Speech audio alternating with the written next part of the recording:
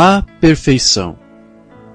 Esta mensagem, A perfeição, The Perfection, foi pregada pelo irmão William Marion Branham no dia 19 de abril de 1957, numa sexta-feira à noite, no Tabernáculo Branham, em Jeffersonville, Indiana.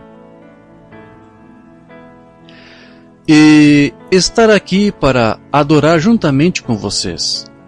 E agora, um pouco antes da mensagem, eu tenho meu bom amigo aqui na plataforma esta noite, o Dr. Liveo, da Primeira Igreja Batista em Lima, Ohio, que foi um dos meus patrocinadores na reunião de Lima.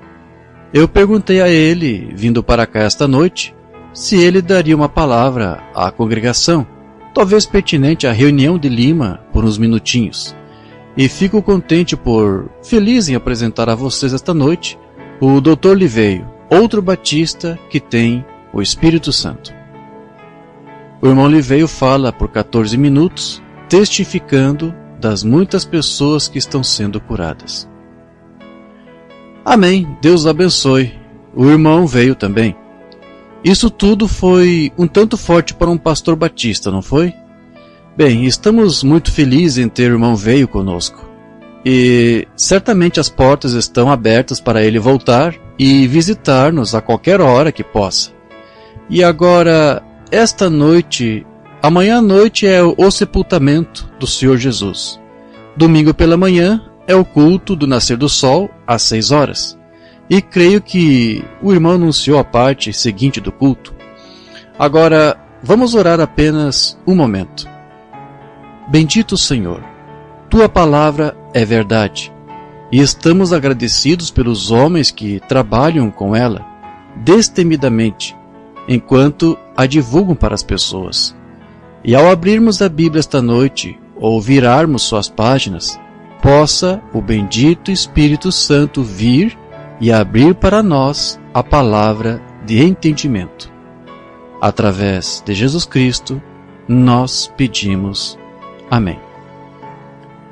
Esta grande noite que estamos celebrando, da crucificação de nosso bendito Senhor, desejo ler esta noite de seus próprios lábios preciosos as palavras que ele fez escrever em seu livro.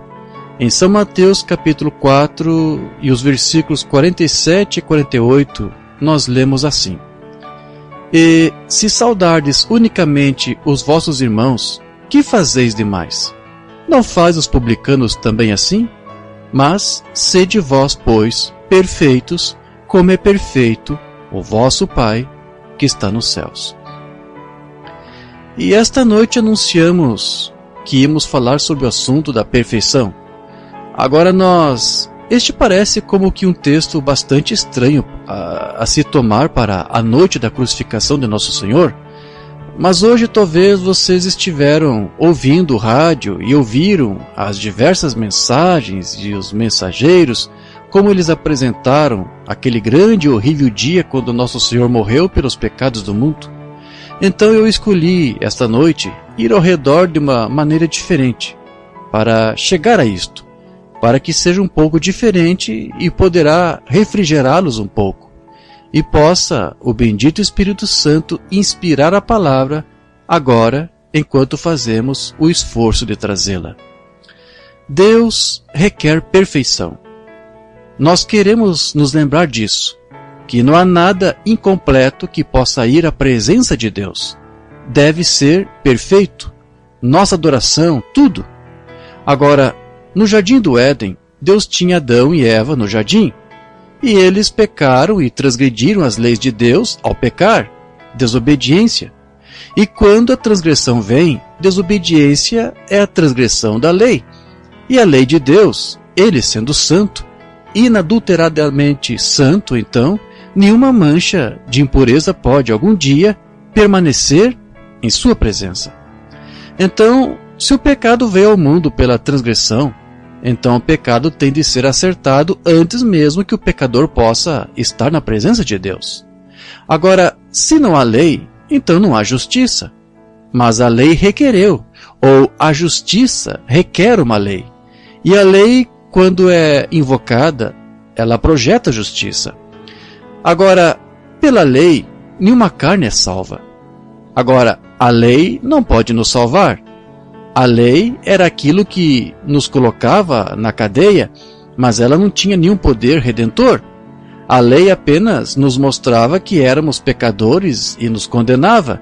Isto é o que a lei deve fazer, trazer condenação, ou para mostrar-lhe onde está o seu erro. Então a lei, propriamente dita, não podia salvar, ela podia somente acusar. E Deus, sendo santo e justo, ele tinha de ter uma acusação. Ele tinha de processar o pecador porque ele tinha cruzado os limites da graça e tinha se tornado um cidadão violador da lei. Então ele tinha de receber o devido tratamento. E toda lei tem uma penalidade, pois a penalidade por transgredir a lei de Deus é morte. E ela tinha que projetar morte para a raça humana, e toda a raça humana está sob a pena desta lei. Agora, quando Adão e Eva tinham pecado, não havia maneira, nenhum outro remédio para que pudessem algum dia estar na presença de Deus novamente, a menos que aquele pecado fosse acertado. E nenhum homem pode cometer pecado de qualquer tipo, não importa quão pequeno ou quão grande, aquele pecado individual tem de ser acertado antes que aquele que o cometeu possa ficar na presença do Santo Deus. De forma que, quando Adão e Eva tinham pecado e tinham transgredido a lei, eles eram súditos da morte, e a lei tinha de ser executada. Por consequência, isso colocou toda a raça humana sob a pena de morte. Agora, se pudermos simplesmente nos acalmar por uns momentos agora, em nosso pensamento, e olhar para este grande quadro, e lembrar que cada pessoa aqui está inclusa nisto. Cada homem e mulher, criança, está incluído na pena de morte, pela transgressão do cabeça da raça humana, Adão. Pela sua transgressão, cada um de nós caiu vítima do pecado. E o pecado tem de ser acertado. E então Deus, em sua grande infinidade e seu grande amor, a lei era para separar o pecador de seu Criador.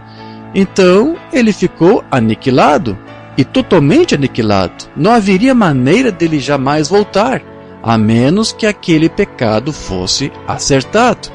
E seria muito fácil então crer em uma total aniquilação do pecador no final, pois ele está completamente, para sempre, separado da presença de Deus.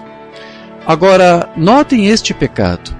E como Deus, sendo justo, e nada mais ele podia fazer senão ser justo, pois ele é o recurso de toda a justiça, então não haveria nada mais para ele fazer a não ser aplicar a pena por essa transgressão. E a pena era a morte, pois ele disse: no dia em que comerdes dela, nesse dia certamente morrereis. Agora, é um quadro escuro que temos aqui. Mas, então, se voltarmos só um pouquinho e verificarmos os próprios atributos de Deus, a Bíblia claramente nos diz que Deus é amor. Mas, ainda sendo amor, ele tem de ser justo. Então, amor não significa apenas uma coisa que se possa acariciar ou brincar. Amor é a justiça de Deus. Agora, quando Deus viu que seus filhos tinham transgredido sua lei e que deveriam padecer a morte, então o amor soberano entrou em cena para fazer um caminho, pois Deus viu que era para estes filhos ser absolutamente, totalmente aniquilados de sua presença. Não havia nada mais a ser feito, pois tinham transgredido sua lei e a pena de sua lei era a morte. E então o amor de Deus se compadeceu de seus súditos. E quando o amor divino é projetado, a graça soberana produz o objeto do amor. E Deus, por presciência, quando ele tanto amou sua raça, ainda sob a penalidade, ele fez com que a morte substitutiva sucedesse no jardim do Éden. Isto é, ele substituiu uma criatura inocente, um cordeirinho, que não conhecia pecado, e serviu como substituto para obrar e para morrer no lugar do pecador culpado. E foi um cordeiro morto para manter a vida de seus súditos. Por todo o Antigo Testamento, oferecia-se o sangue de cordeiros e cabritos, ovelhas, touros e novilhas, uma morte substitutiva. Mas, em toda a grande economia de Deus, havia no fundo de sua mente o real objeto por vir. O que seria? Eles eram sombras do real objeto que estava por vir. E o real objeto que estava por vir era o seu Filho unigênito. Todos os cordeiros que morreram era apenas uma sombra. E uma sombra é apenas o lado negativo no objeto. E eles apenas falavam da vinda do Calvário. Agora, para termos um quadro disto, vamos abrir em nossas Bíblias no livro de Hebreus e tomar aqui o que Paulo, o grande apóstolo, está falando, tentando separar estas coisas para nós. No capítulo 10 do livro de Hebreus, nós lemos assim: E, como eu amo a palavra é a verdade. E gosto de lê-la diante da minha congregação, porque sei que no julgamento eu me apresentarei com eles e terei de prestar contas. Então, se eu trouxer isso da palavra, então não serei culpado, porque é a palavra, e Deus é responsável por sua palavra. Nós vemos tanto hoje de evangelistas e assim por diante, construindo em torno de personalidades, isso é uma vergonha. E descobrimos, ao irmos a igrejas, nós vamos à igreja e você encontra certo pastor que tem um jeitinho peculiar de agir, uma emoçãozinha. Se você ainda não notou, toda a congregação pegará aquele espírito. Se ele é um pouquinho emotivo, ou sacode a cabeça, ou alguma coisinha estranha, bem, toda a igreja adotará isso. E chegamos hoje em nossas igrejas modernas a ponto de ser só sensações e coisinhas assim. E isto criou tanta confusão. Mas, meus amados irmãos, se já houve um tempo em que devíamos estar na palavra, é hoje. Vejam vocês, eu detestaria me apresentar no julgamento e saber que tive alguma pequena inconstância tendo uma revelaçãozinha peculiar e guiei erroneamente as pessoas. Eu não quero que elas tenham meu espírito ou minhas ações, mas eu quero que tenham o Espírito de Deus pela palavra de Deus. Isso produz a verdade. Então, nesta grande oportunidade esta noite, gostaria de ler da eternal palavra de Deus. Agora, nós estamos cientes que a lei existiu por muitos anos, mas a lei nunca poderia tirar o pecado. Como já disse no passado, ela era apenas um cárcere. Ela era o grande detetive que lhe dizia o que você havia feito, mas não tinha remédio para libertá-lo. Ela o punha na loja de penhores, mas não havia redentor para tirá-lo com ela. Ela apenas o aprisionava para que você soubesse que era pecador. Mas agora, nota em Hebreus, no capítulo 10, enquanto nós lemos: Porque tendo a lei a sombra dos bens futuros e não a imagem exata, lembre-se, ela era sombra de uma imagem por vir. Uma sombra apenas indica que há uma imagem formando a sombra. A sombra dos bens futuros e não a imagem exata, note, das coisas. A imagem exata das coisas, nunca pelos mesmos sacrifícios que continuamente se oferecem, podem aperfeiçoar o que a eles se chega. Agora, Deus no princípio requereu perfeição. Jesus, quando ele veio à terra, ele disse: Sede vós perfeitos como Deus que está nos céus é perfeito. E a lei, tendo uma sombra das coisas por vir, nunca poderia fazer o adorador perfeito. Entenderam o quadro? Agora, vamos outra vez a isto para que vocês tenham certeza de não perderem isto. Deus requer santidade perfeita. Ninguém pode ficar em sua imagem com uma manchinha de pecado. Jesus testemunhou o mesmo e disse: Sede perfeitos, exatamente como Deus nos céus é perfeito. E a Bíblia disse que a lei nunca poderia, com seus sacrifícios, aperfeiçoar os que se chegavam. Então, a lei não poderia aperfeiçoar coisa alguma. Ela era somente um indicador.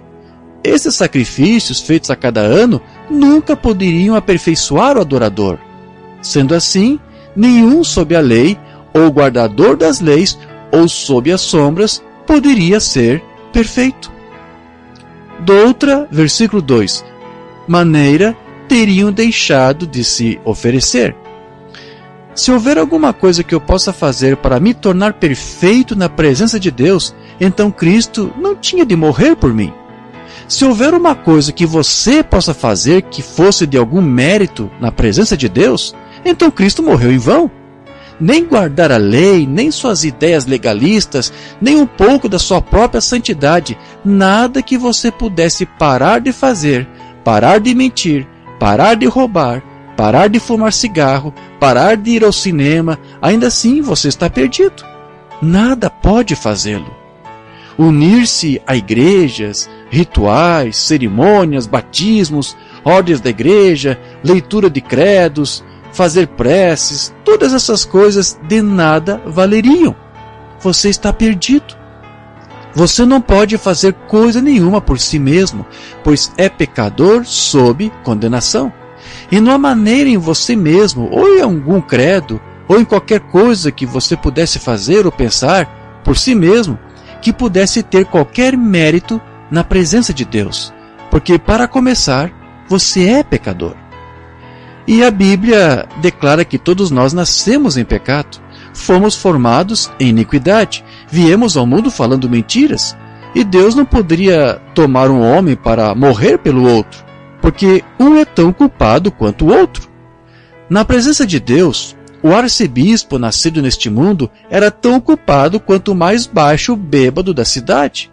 Um não pode expiar pelo outro. Portanto, ele tomava a vida inocente de um animal, um cordeirinho. E sob o Antigo Testamento, que era a lei, quando o homem pecava, ele trazia o cordeiro para o altar. Digamos que se ele transgredisse qualquer dos mandamentos, ele trazia o cordeiro e o colocava no altar, ele punha as mãos sobre o cordeiro e confessava seus pecados, que estava errado e sabia que era culpado. A lei requeria morte, e ele trazia o cordeiro em seu lugar.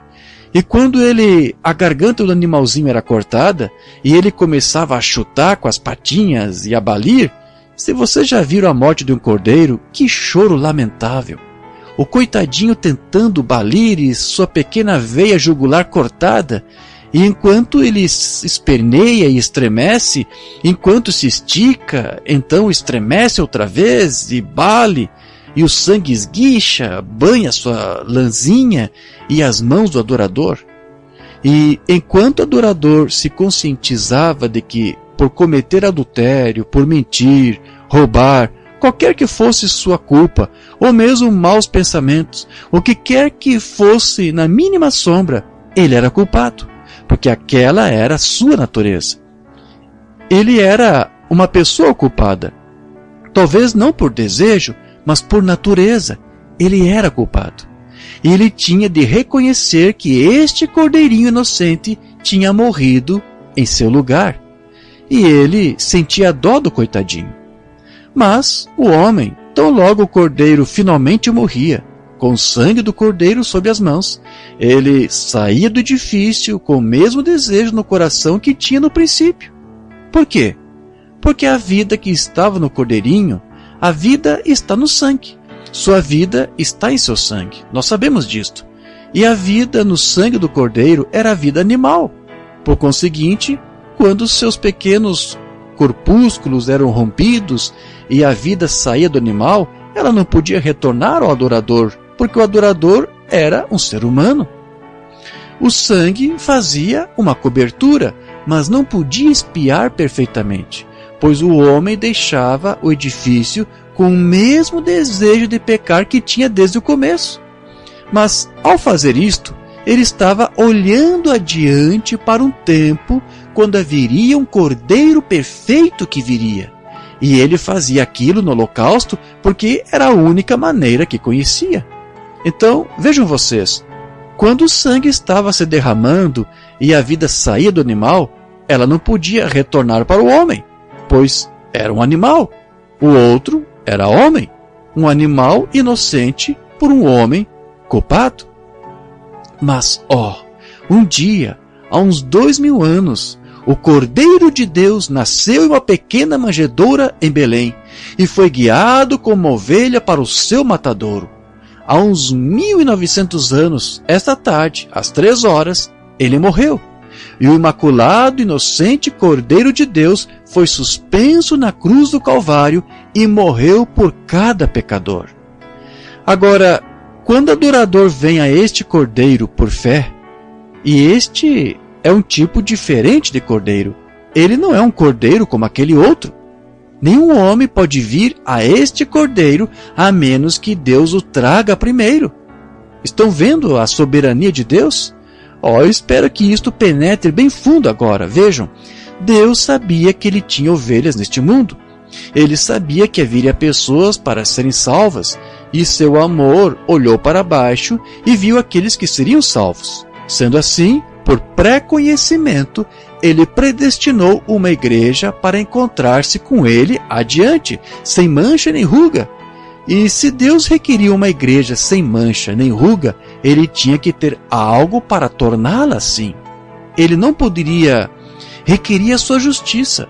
Seus juízos não poderiam deixá-lo pedir tal coisa se não houvesse como fazê-la. E o homem não pode fazer isto em si mesmo. Ele é uma falha total. Deus lhe permitiu ver isso pela lei, pelos juízes e por todo o Antigo Testamento. Ele enviou os profetas, ele enviou o homem justo e eles descobriram que cada um falhou. Então, Deus, por sua graça soberana, enviou dos portais da glória seu Filho unigênito para tomar o nosso lugar. Lembre-se, se ele tivesse dito para o Papa de Roma tomá-lo, ele não poderia tê-lo feito. Se tivesse dito para o arcebispo de Canterbury fazê-lo, ele não poderia tê-lo feito. Se tivesse chamado o mais santo reverendo, padre ou bispo do mundo, ele não poderia tê-lo feito. Ele teria sido tão rejeitado quanto o Judas Iscariotes. Ele não poderia fazê-lo porque nasceu em pecado, foi formado em iniquidade, veio ao mundo falando mentiras e precisava de expiação para si. Aleluia! Mas houve um que veio dos portais da glória, nenhum outro, não um homem, não um bom homem, tampouco um judeu ou gentil. Ele não era nada menos do que o Deus Todo-Poderoso, escondido em carne humana. Ele mesmo veio para oferecer seu próprio sangue, pois ele não veio pelo sexo. Sexo não teve nada a ver com isso. Mas ele fez sombra sobre uma virgem e produziu de uma célula de sangue que ele próprio criou, o inocente. Então, a minha salvação, a sua, esta noite, não depende dos méritos de nossas próprias ações, depende da graça soberana e positiva do Deus Todo-Poderoso que nos escolheu nele. Certamente, eu nunca poderia ser perfeito, tampouco vocês poderiam ser perfeitos. E não afirmamos ser perfeitos, mas temos esta única consolação, que nossa fé descansa em um sacrifício perfeito que já foi recebido. Então, como sabemos que alcançamos isto? Quando o adorador coloca as mãos por fé sobre o corpo do Senhor Jesus e sente o terror do pecado e o escarnecer do cuspe na própria face, sente os gemidos do Getsemane, as agonias do Calvário e sabe que é culpado e confessa corretamente os seus pecados. Bendito Senhor, eu sou culpado e não tenho nenhuma outra maneira que não tu para ajudar-me. E pela fé, tu estás convidando, o Espírito Santo veio e me convida a aceitar. E eu agora, pela fé, aceito Jesus como meu Salvador pessoal. Aquela vida que emanou dele do Calvário, chamada Espírito Santo, a qual estava escondida na célula de sangue do Senhor Jesus Cristo, retorna ao adorador e o batiza com o Espírito Santo, no corpo de Cristo. E ele já está julgado. Você não tem de se preocupar a respeito do julgamento. Quando me viro e olho para aquele pequeno crucifixo, eu compreendo que isso representa o seu corpo. E agora, aquele corpo já foi julgado. Deus não pode, com justiça, julgá-lo novamente, pois já está julgado. Deus derramou os juízos da morte sobre esse corpo. E contanto que eu encontre uma maneira de me esconder neste corpo, seu julgamento foi executado por mim e por você. Estamos livres. Romanos 8, verso 1 disse: portanto, agora nenhuma condenação há para os que estão em Cristo Jesus, que não andam segundo a carne, mas segundo o Espírito. Aí está, nenhuma condenação. Não me importa o que venha a acontecer, você está escondido debaixo do sangue. Novamente, como entramos neste corpo? 1 Coríntios 12, 13 diz que, por um Espírito. Como o Espírito vem? Através do sacrifício. Onde está o Espírito? No sangue. Por que o animal não podia retornar? Ele era animal. O espírito animal não podia vir ao espírito humano e fazer algo por ele, porque o espírito humano era de uma linha mais alta de vida que a do animal. Mas nenhum outro espírito de homem podia retornar. Se você tem o espírito de algum ancestral, isso é espiritismo. Mas o próprio Deus veio, de modo que o seu próprio espírito, que é a linha mais alta de espírito que há, possa voltar na forma do batismo do Espírito Santo para o adorador, através do sangue de Cristo, e levá-lo para dentro do corpo. Ele está salvo. Observem, o sangue de touros e cabritos não funcionaria, visto que era fraco. Agora, vamos ler começando mais ou menos com o versículo 12. Muito bem, o sangue de touros e cabritos não poderia funcionar, tampouco poderia espiar. Observem, mas este, que homem? O bispo? Não. O papa? Não. Mas este, oferecido um único sacrifício pelo pecado, está assentado para sempre à destra de Deus. Daqui em diante, esperando até que os seus inimigos sejam postos por escabelo de seus pés. Vocês estão prontos? Estão prontos para a palavra? Ouçam isto. Depois quero que a deixem se aprofundar. Ouçam atenciosamente. Porque com uma só oblação, não anualmente, não reavivamento após reavivamento, não reunião após reunião, não dia após dia, mas com uma só oblação, aperfeiçoou. Eles aperfeiçoaram? Ele aperfeiçoou. Com uma só oblação, aperfeiçoou. Esse é o requisito de Deus para sempre os que são santificados. Aí está. Esta é a resposta para a morte de Cristo. Esta é a resposta para o Calvário. Ele, absolutamente com seu próprio sangue, comprou nossos pecados e aperfeiçoou para sempre seus crentes. Assim sendo, em Cristo nos encontramos sem culpa, aperfeiçoados na presença do Deus Todo-Poderoso. Nós somos um povo desprivilegiado, com nossas próprias doutrinas. Todos fomos ensinados que temos de chegar a certo ponto, temos de fazer certa coisa. Não, meu irmão, não é nada que você tenha feito, é o que Deus fez por você. Nós estamos agora, se formos justificados pela fé, estamos aperfeiçoados para sempre na presença de Deus. Então, Jesus disse: sede vós, pois, perfeitos. Então, foi aperfeiçoado para sempre. Deus, através da morte de Cristo, 1900 anos atrás, hoje, aperfeiçoou o crente, que ele anteviu antes da fundação do mundo para sempre.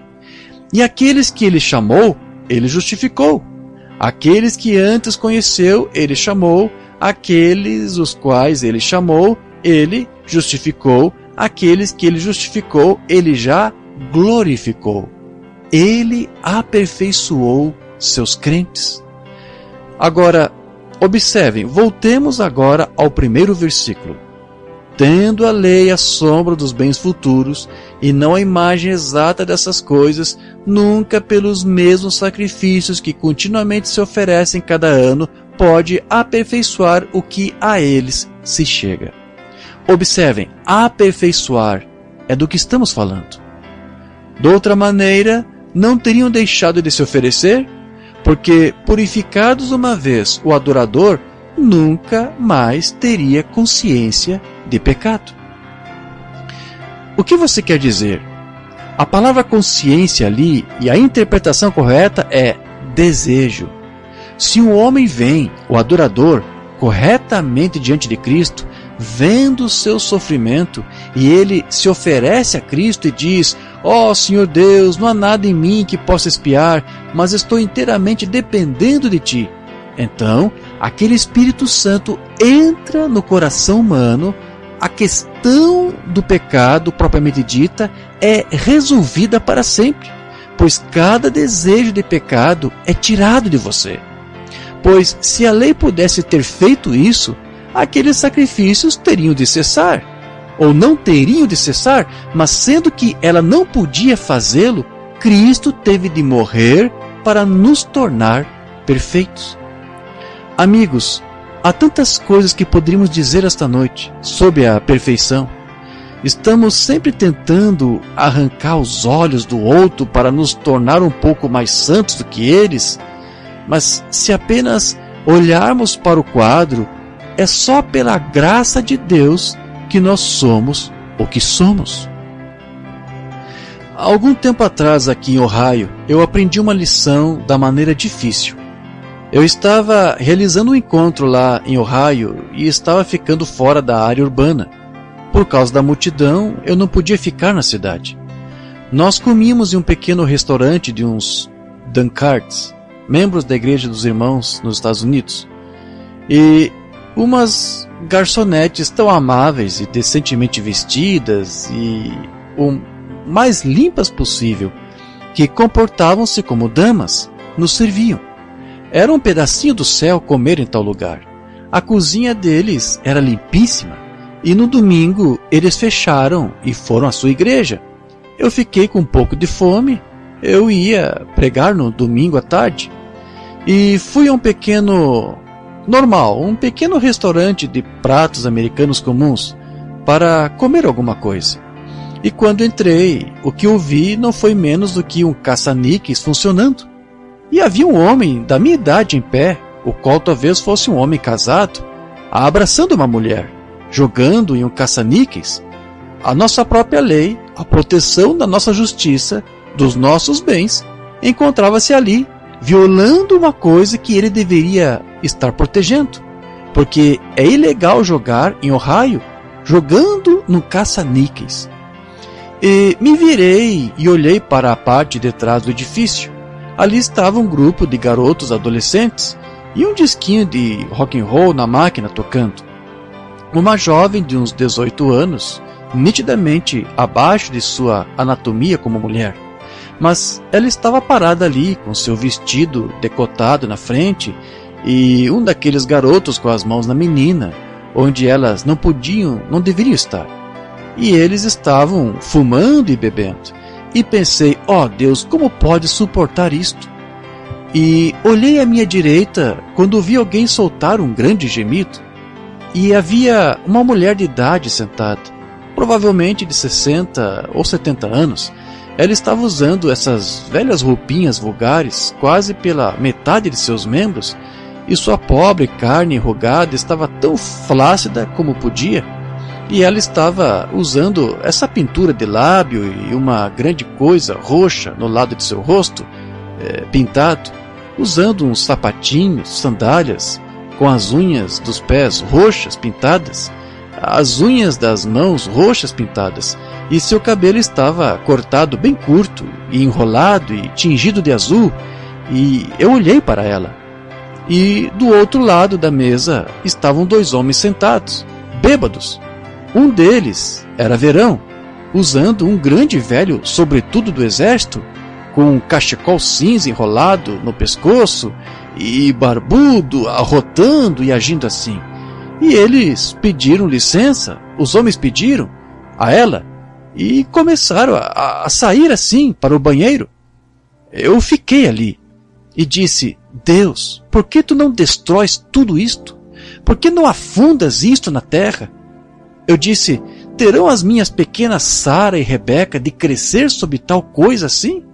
Eu disse: como podes tu, Deus, em tua grande santidade, suportar olhar para uma coisa assim e não enviar um terremoto e afundar isso? E enquanto me encontrava ali, condenando a mulher, como eu estava, eu fui para trás da porta. Senti o Espírito de Deus vir a mim e fui para trás da porta. E vi uma coisa que parecia estar rodopiando. E enquanto estava na visão, isso era o mundo dando voltas e mais voltas. E enquanto eu observava, ao redor do mundo havia uma faixa escarlate ao redor do mundo. E quando me aproximei do mundo, eu vi a mim mesmo ainda menininho, fazendo coisas que não deveria fazer. Talvez não algo assim, mas era pecado. E cada vez que eu fazia algo, eu via aquela grande sombra negra ir em direção ao céu, pelo que Deus teria me matado naquele minuto. Então eu vi, encontrava-se entre eu e Deus, encontrava-se aquele sacrifício perfeito. Eu o vi ali de pé, com os espinhos em sua cabeça e o cuspe pendurado em sua face. E cada vez que meus pecados começavam a ir em direção de Deus, Ele o alcançava e o pegava, como o para-choque no carro. Ele estava me protegendo da morte. E cada vez que eu fazia qualquer coisa errada, Deus teria me matado. Certamente, sua santidade requer isto, sua lei requer isto. E cada vez que eu fazia qualquer coisa, ou que você faz qualquer coisa, o sangue de Jesus Cristo age como um para-choque. E vi que aquela faixa escarlate significava que então, que o sangue ainda protege a terra. E enquanto me encontrava olhando, eu me aproximei dele enquanto observava, e pude ouvi-lo dizer: Pai, perdoa-o, ele não sabe o que está fazendo. E olhei para baixo e havia um livro, e ali havia um anjo registrando e em pé ao seu lado. E toda vez que eu pecava, era colocado no livro, e meu nome estava nele. E percebi que algum dia aquela faixa de sangue seria tirada e eu teria de ficar na presença de Deus, com a minha vida pecaminosa.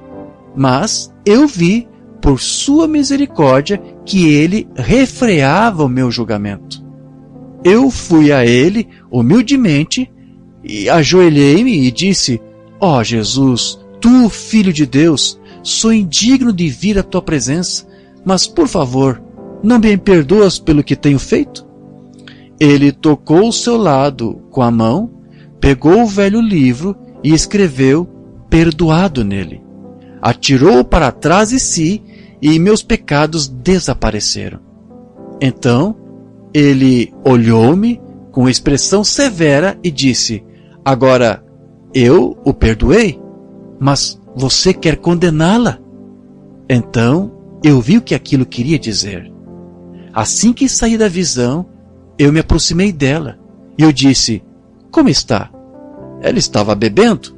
Ela olhou para cima, em minha direção, e disse: olá. Eu disse: Poderia me sentar? Ela disse: Estou acompanhada.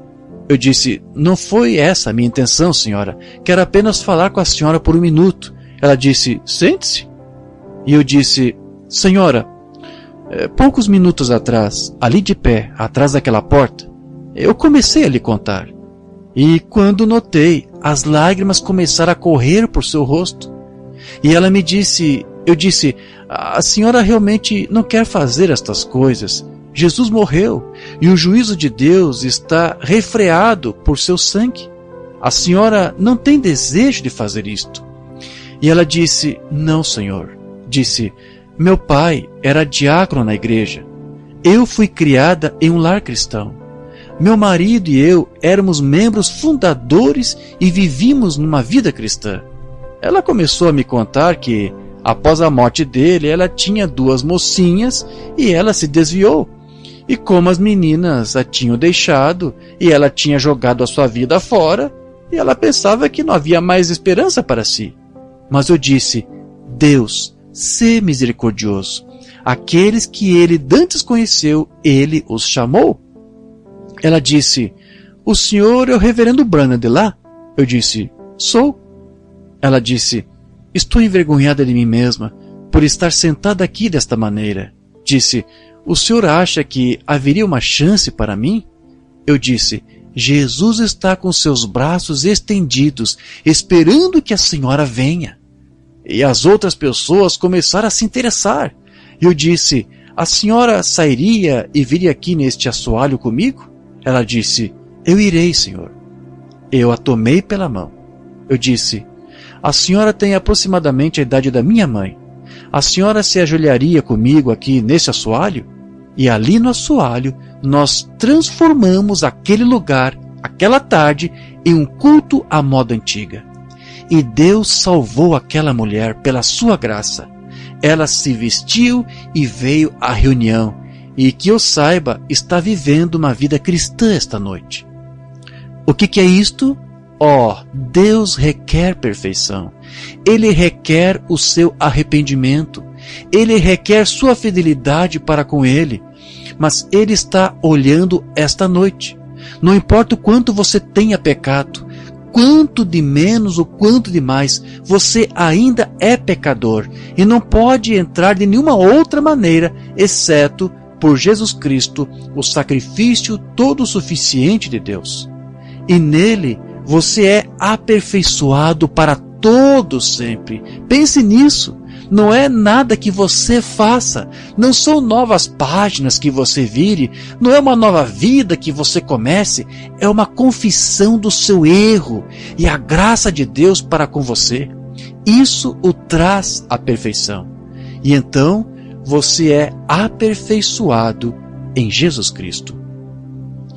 Espera esta noite, meu amigo, enquanto estamos aqui neste grande e crucial momento agora, quando decisões devem ser tomadas após ouvir esta história. Você pode nunca tê-la ouvido antes, mas você não pode sair por uma destas portas sendo a mesma pessoa que entrou. Você deve sair melhor ou pior.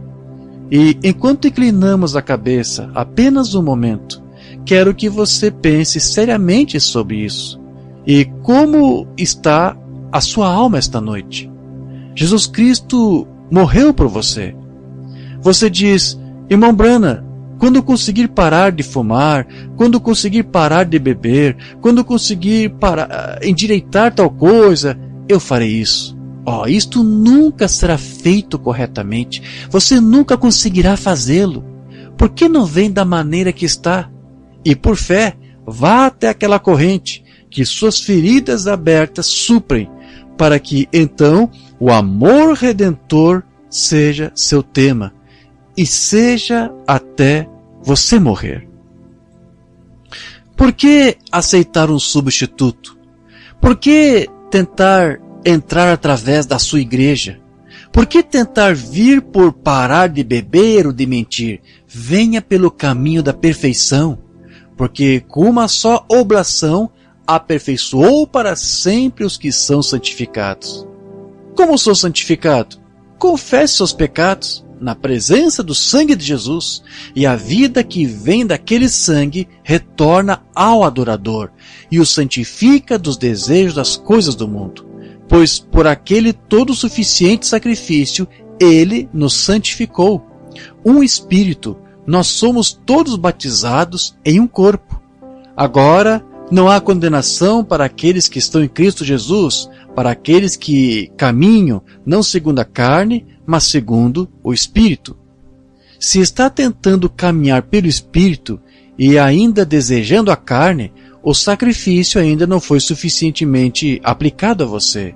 Mas o adorador, uma vez purificado, não tem mais desejo do pecado. Isso foi o Calvário. Não é um lugar para se vender flores ou um pequeno lugar para se fazer isto ou aquilo. Foi um lugar onde Deus e o homem foram reconciliados. Foi um lugar onde paz e perfeita segurança foram trazidas à raça humana. Você pode ir comigo esta noite, meu amigo pecador, ao Calvário e, pela fé, aplicar este sangue à sua própria alma e deixar o Espírito Santo vir e santificá-lo por seu grande sacrifício? Antes de orarmos, você levantaria a mão a Deus e diria: "Sê misericordioso comigo, Deus. Eu agora confesso todos os meus pecados nesta noite de Sexta-feira Santa e agradeço o grande sofrimento pelo qual Cristo passou por mim. Eu agora rendo minha própria vontade, meus próprios motivos e tudo mais para seguir-te deste dia em diante." Você levantaria a mão e diria: "Lembre-se de mim, irmão Branham, em oração, esta é a decisão do meu coração"? Há alguém, esta grande noite, enquanto esperamos um momentinho? Aqui, do meu lado direito, certamente, há alguém por ali. Vocês estão envergonhados de seus pecados? Estão envergonhados do que têm feito? O mundo esta noite está procurando por heróis, e tem heróis fisicamente falando. Um dia lá na Suíça, quando o território da Suíça estava em jogo, o pequeno partido suíço tinha se reunido nos campos para defender sua economia. O grande exército se aproximando era grande demais para eles. Eles eram todos treinados, tinham grandes lanças e escudos. Os suíços não poderiam fazer nada a não ser desistir. Eles estavam encurralados contra uma montanha. Então houve um herói que se apresentou. Alguém tinha de morrer.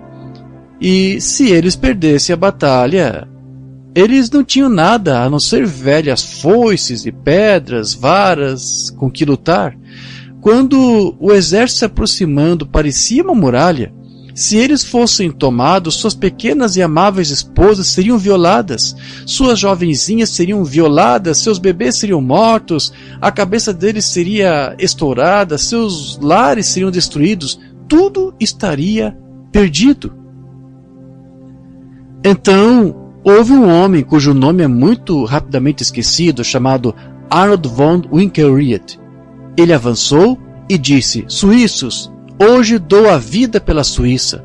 Ele disse: "Pouco além da montanha adiante há uma casinha branca. Eu tenho uma esposa e 3 crianças esperando por mim, mas eles nunca mais me verão, porque neste dia eu dou a minha vida pela Suíça." Disseram: "O que vai fazer Arnold von Winkelried?" Ele disse: "Sigam-me e façam o melhor que puderem com aquilo que têm para fazê-lo." E ele olhou para o exército até que encontrou o maior número de lanças. Então, levantou as mãos para o ar, correu em direção àquela grande muralha de lanças e gritou: "Abram caminho para a liberdade! Abram caminho para a liberdade!" 100 lanças se viraram para receber seu ataque. Ele abriu os braços para recebê-las em seu próprio peito, as quais o perfuraram, e ele morreu à ponta daquelas lanças. Aqueles suíços seguiram-no com achas e varas. Aquela grande demonstração de heroísmo debandou aquele exército a ponto dos suíços os expulsarem da terra. E eles nunca mais tiveram uma guerra desde então. Levante-se na Suíça e fale o nome de Arnold von Winkelried. Vocês verão lágrimas correrem por suas faces. Por quê? Ele salvou a terra deles. Aquele foi um grande feito heróico. Raramente poderá ser comparado e nunca foi excedido nesta terra. Mas, isto foi uma coisa pequena em comparação com o que aconteceu um dia. Quando a raça de Adão encontrou-se, demônios marchando de todos os lados, profetas tinham falhado, a lei tinha falhado, sacrifício de touros e cordeiros tinham falhado, a natureza do homem tinha falhado, tudo mais. E a pequena raça de Adão encontrou-se derrotada, superada em número pelos demônios, superstições, doenças, enfermidades. Houve um que deu um passo à frente no céu e disse: "Hoje eu morrerei pela raça de Adão." Ele veio à terra e se fez carne. Ele olhou diretamente para o meio das lanças onde parecia estar mais escuro. O mais escuro de todos os medos do homem era a morte, e ele tomou a morte em seu peito. E no Calvário, ele pagou o sacrifício e gritou: abra um caminho para a liberdade. E ele gritou para a sua igreja: tome isto que eu vos tenho deixado, meu sangue e meu espírito, e lutem com o que quer que tenham. Nesta noite, nós podemos conquistar. Através disso, amigo, você pode afastar o diabo de você. Cada velho inimigo que está em sua vida pode ser afastado pelo sangue e pelo Espírito de Cristo. E você pode se encontrar perfeito em sua presença. Cristo abriu o caminho. Você poderia simplesmente levantar o braço a ele e dizer: perdoa-me. Deus abençoe, irmão. Alguém mais? Seja misericordioso comigo, Deus, eu agora confesso os meus erros. Algum membro morno de igreja que vai à igreja todos os dias e talvez tente ser tão pio quanto pode, mas ainda assim você sabe que aquele temperamento e indiferença e egoísmo, hábitos se agarram a você a ponto de não ter vitória? Você não gostaria de ser limpo pelo sangue nesta noite de tudo isso? Pois o adorador, uma vez purificado, não tem mais consciência. Você gostaria de levantar a mão, você, membro de igreja? Deus abençoe, senhora. Levante as mãos e diga: irmão Branham, lembre-se de mim em oração. Deus abençoe, senhora. Isso mesmo. Esta é uma coisa real a ser feita. Deus abençoe aí atrás, Senhor. Alguém mais? Levante a mão. Diga: sê misericordioso comigo, Deus. Sei que professo o cristianismo, mas eu não vivo. Sei que não. E em meu coração, na realidade, não estou correto contigo. Quero ser um dos eleitos de Deus. Sinto no coração que sou, mas nunca coloquei de lado os embaraços que tão de perto me rodeiam, e quero pô-los de lado esta noite. E pela graça de Deus, eu farei. Ore por mim. Você gostaria de levantar a mão? Deus abençoe a senhora. Alguém mais? Apenas um pouquinho. Estamos esperando. Enquanto estamos esperando quietamente, cada um agora, de cabeça inclinada em oração, sussurre isto suavemente agora. Há uma fonte cheia de sangue, tirado das veias de Emanuel, e pecadores mergulhados sob o seu perdem toda a sua mancha de culpa. Perdem. Não quer reconsiderar agora? Não tente lavar isto. Cristo está na sua mão. Pilatos tentou esta manhã, como que pelas 6 horas, mas suas mãos ainda estão ensanguentadas, culposamente ensanguentadas. Você sabe o que lhe aconteceu. Ele foi para a Suíça, muitos anos depois, perdeu a mente, suicidou-se pulando em um tanque d'água. Esta manhã na Suíça, centenas de pessoas vêm assistir a cena. A água azul ferve do fundo daquele grande poço. Eles fazem isso todos os anos. É uma velha lenda, dizem, que Deus recusou a água para limpar suas mãos. Irmão, não importa quantas vezes você tenha sido batizado, ou o que quer que tente fazer, nada limpará suas mãos a não ser o sangue de Cristo. Deus recusou aquilo. E a água azul, depois de quase 2000 anos, ainda ferve. Deus recusa isto. Sua justiça própria não pode limpar seus pecados. Nada a não ser o sangue de Jesus. Pense nisso agora. Vamos orar apenas por um momento. Gostaria de saber se eu poderia perguntar algo esta noite. Quando ele ficou ali na sala de audiências de Pilatos esta manhã e disse: se meu reino fosse deste mundo, eu poderia pedir ao meu Pai e imediatamente ele enviaria 12 legiões de anjos. Quando uma delas poderia destruir o mundo, eu lhe falaria, e 12 legiões de anjos estariam às minhas ordens. Ele poderia ter feito isto, mas ficou ali, manso e humilde, para tomar a sua morte e levar os seus pecados. Você estará suficientemente agradecido por aquele sacrifício esta noite? Você que está necessitado dele e necessitado das bênçãos de Deus, você não se poria de pé para esta oração? Apenas ponha-se de pé, você que quer ser lembrado nesta oração, dizendo: Deus, seja misericordioso comigo, sou culpado, tenho feito coisas erradas e agora quero aceitar meu perdão através de Cristo Jesus. Você gostaria de se levantar neste momento? Deus abençoe, jovem. Isto é coragem, apenas permaneça de pé aí. Você quer me dizer que levantou a mão e então não é sincero o suficiente para se pôr de pé? Que bem lhe fez o Evangelho. Oh, tal brincadeira com igreja, brincando com Deus, a hora está próxima. Um desses dias, uma bomba atômica a atingirá aqui em algum lugar.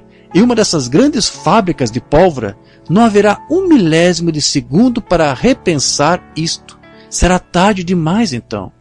E talvez antes da próxima Páscoa, ou até mesmo nesta Páscoa. Não quer se levantar agora e dizer: Deus, seja misericordioso comigo, um pecador. Eu agora aceito Cristo oferecer-se como propiciação pelos meus pecados. E por sua graça, e sua graça apenas, eu habito na presença de Deus. Você confessará o seu erro? Aquele que encobrir seus pecados não prosperará.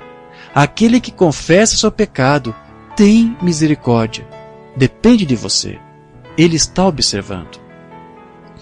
Agora, nosso bendito Senhor, em um número apropriado esta noite, levantaram-se 3 almas arrependidas, um homem e 2 mulheres.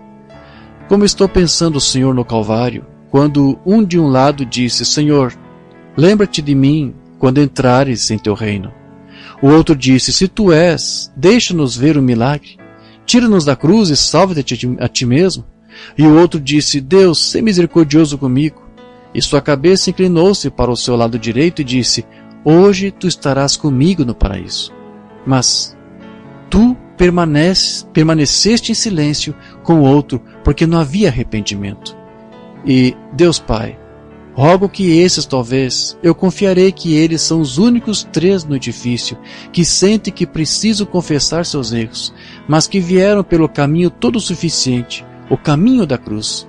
Perdoa-os, Senhor, e abençoa-os. Eles estão aqui em pé esta noite como tu te puseste por eles, na sala de audiências de Pilatos, como te puseste por eles entre os céus e a terra, quando o sol se escondeu e a lua não deu sua luz, e o véu do templo foi rasgado de cima a baixo. Eu rogo, Deus, que tu os abençoes e lhes dês das tuas misericórdias e os limpes com teu sangue, e batiza-os pelo teu poder santificador no corpo de teu próprio Filho, Cristo Jesus. Então, eles estarão preservados pelo tempo e eternidade. E abençoa os outros que sentem que estão bem, que eles já se encontraram com isto e fizeram assim. Eu rogo esta bênção para eles, em nome de Cristo. Amém.